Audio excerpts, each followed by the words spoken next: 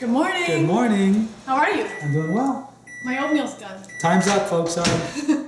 I should have waited to start till it was actually finished. I started it and then looked at it and it said 6 seconds. Oh well, that wasn't good timing on my part. What are you going to do? How was your workout? Workout was good. What'd you do today? I did chest, shoulders, triceps, and calves. Okay. Yes.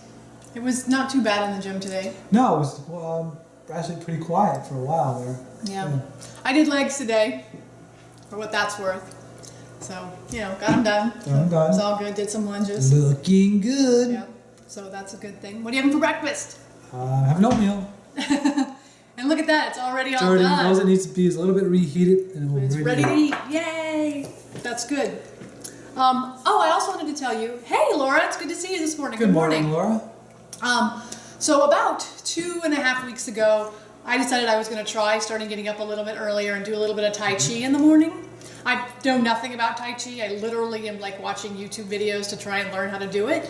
But I've done it consistently every day for about 15 minutes for about 2.5 weeks. So I wanted to share that.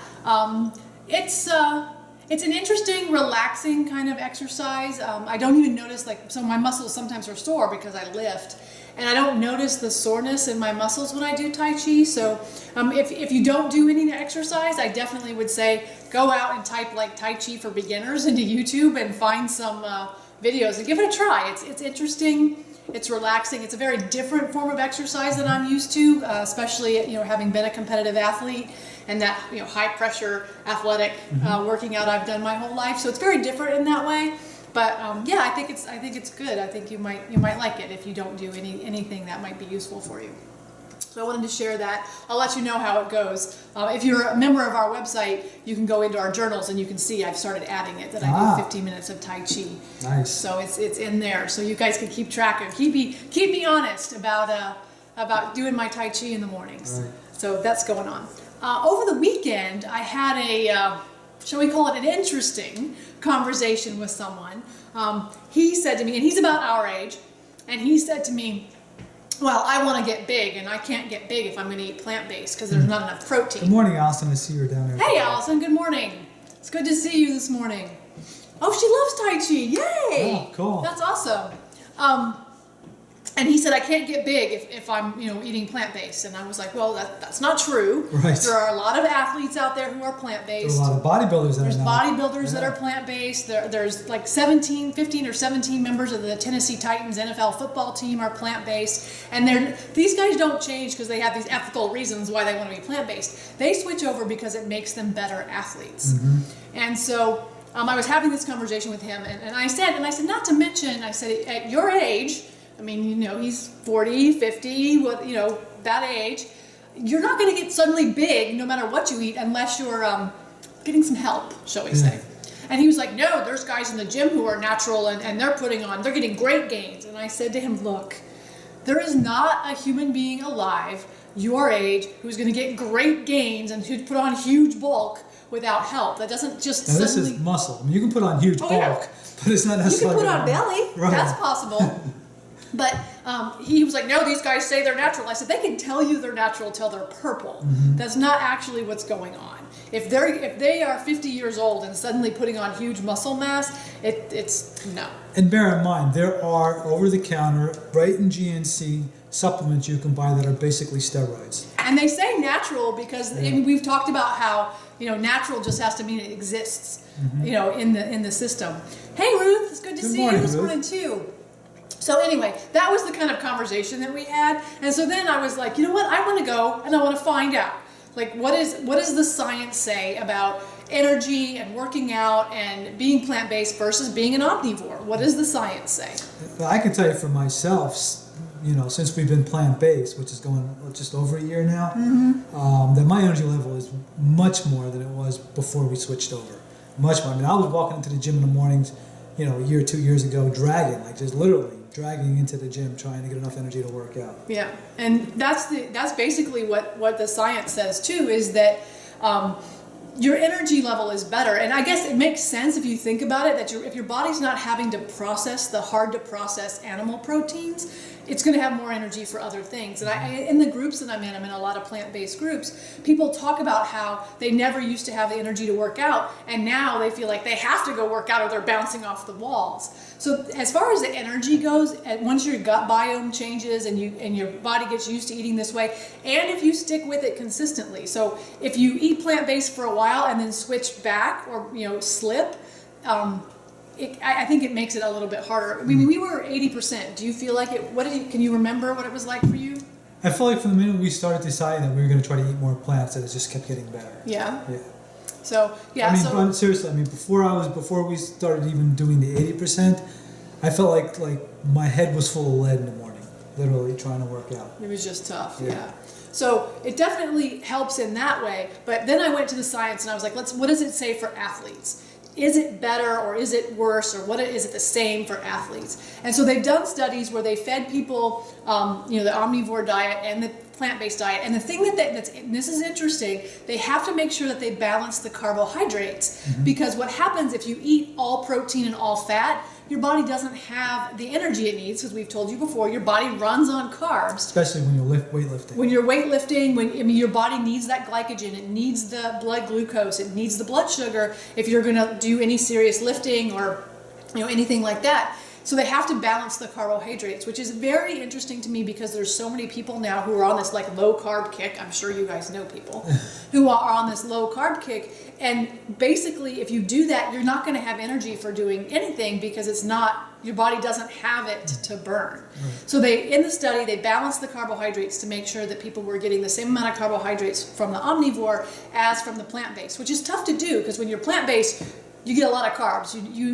We've told you our diet is about 80% carbs, which somebody told me the other day that carbs make you fat. And I kind of went, no, not recently. But that was a little obnoxious. But anyway, they balanced the carbohydrates, and what they found was it's the same. So it's not better necessarily, it's not worse necessarily, but it's the same.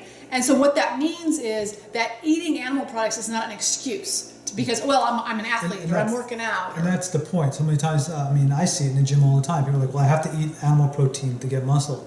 No, I can show you the studies that say that's not actually true. They've done studies with athletes in comparison, and there's no advantage one or the other. The only advantage is, from a whole food plant-based perspective, is all the nutrients and all the other health benefits you're going to get from it that you're going to be, whereas opposed you're going to get diseases from eating standard American diet. Right, that's the point, is that if the outcome, as far as like performance is the same, or the energy is a little better, is the same, and in the short term, they're the same. If animal products are bad for you, why would you eat them if you can get the same results from being plant-based? The other thing is that over the long term, and it's hard for them to study long term because, how many athletes are there that have been plant-based long term? That's a little more challenging. But over the long term, it does seem that being plant-based does do better for you in the long term. And I don't know how long term is, because the studies weren't really clear about that I read. Right. Well, what I would say is, because it was happening to me, so I can only use myself as an example here. Eating animal products, even working out as much as I worked out, and I used to work out 6 days a week up until not too long ago, and always did cardio. But I ate what I thought was, we said, a very good clean diet, but animal based, right?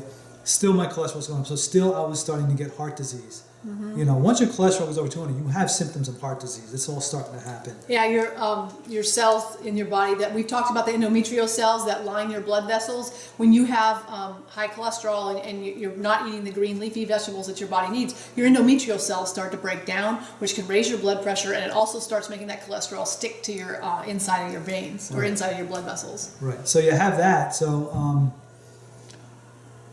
eating the animal protein, like I said, was still getting disease. So when I switched to a plant-based, I no longer have those concerns. So I'm no longer concerned about heart disease, cardiovascular disease, type 2 diabetes. Your endothelial cells. And if you think about it, if as much as I was working out, if I was still starting to get those symptoms, what is a person who doesn't work out, eats a standard American diet, or works out very little? Right. Is eating a standard American diet. What chance do they have? And it's a misconception that if you look at somebody, they don't seem fat, when I use fat, I mean like obviously big gut or whatever. Right. That you interpret that as meaning they're healthy. Does not mean their interiors are healthy at all, especially if they're eating a standard American diet. Right. So what we wanted to share with you today basically was that eating plant-based, as far as energy goes, will make you feel better, and as far as if you're worrying about gains in the gym, they're going to be the same for you, whether you're plant-based or not. And so there's no reason to eat animal products. It's not an excuse to say, well, I'm an athlete, I need it. It's not true. It's not true. It's not the way it works. And you don't need the fat that comes with animal protein either. Right. So my mouse died. Oh, it's back. There it is. There it is. It was decided it didn't want to play nice. I was like, hey, come back. But yeah, try it. Even like Russ said, if you move towards being more plant-based, I think you're going to notice a difference. Your body getting more nutrients and feeling better and having more energy, and being able to go out and do some working out or do some Tai Chi or do some walking or whatever. And then what happens is the same thing happened to us. We started doing a little bit, started feeling better. So well, let's try a little bit more. And then you add feel something better, else. And it's a domino effect. The better you feel, the more you want to do it. So. Yep, absolutely. I'm working on the newsletter for tomorrow, so if you aren't getting our newsletter, make sure you go over to rnrjourney.com and sign up to get our newsletter. That'll go out tomorrow morning, so make sure you do that. You can also become a member of rnrjourney.com so that you can get access to exclusive content. I do have a video that I want to post about this subject that shows what I just said, which is they're the same, so there's no reason to inflict animal products on your body. I'm going to post that on the community page this afternoon, so that those of you who are interested in seeing the science of that can have the opportunity to do that on the community page. And of course, if you haven't seen our webinar, you can go to howtofeedahuman.com and see our webinar and get access to our masterclass, which will give you the foundation of what to eat, when to eat, and why you eat, so that you can really move into being more whole food plant-based. Anything else? Like, share, and subscribe. Go over and give us, reviews. Give us a 5-star review. Tell everybody that what we're doing, because we don't do this for our health. We do it for yours. Right. Anything else? That's it. That's it. All right, we're gonna eat breakfast. We're We hungry. are, It's yes. a day after fasting Day day. after fasting, for sure. So with that, we will say, eat real food, Mostly plants. Have a great day, guys. We'll see you tomorrow.